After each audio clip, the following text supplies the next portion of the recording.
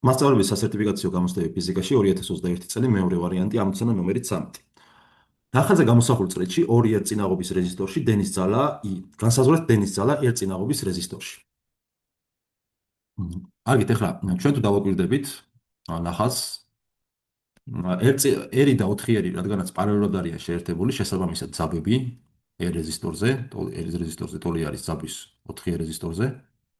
შესაბამისად ომის კანონიდან გამომდინარე, U-ერი თავისუფლ ტოლი არის I-ერის ნამრავლი R-ზე, რომელიც თავისუფლ U4-ერის მნიშვნელობას თუ გავითვალისწინებთ ისე ომის კანონიდან, ეს ტოლი იქნება I4-ერი გამრავლებული 4R-ზე, საიდანაც R-ები შევკვეცოთ მოდით და გამოგვივა რომ I-ერი ტოლი არის 4 I4-ერის დენის ძალის მნიშვნელობაზე 4 რეზისტორზე და აქედან მოდით 4-ერი გავსაზღვროთ, აქედან I4-ერზე ტოლი იქნება I-ერის ფარდობისა 4-თან.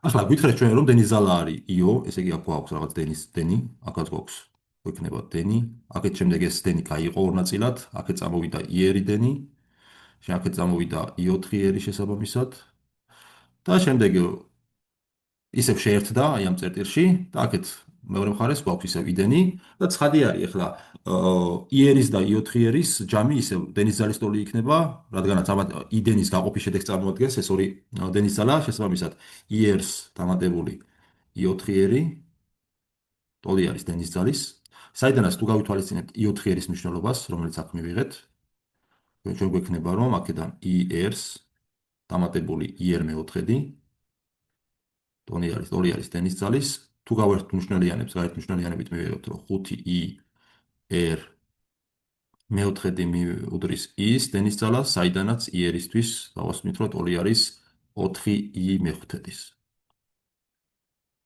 რომელიც პასუხებს თუ შევხედავთ არის E პასუხი.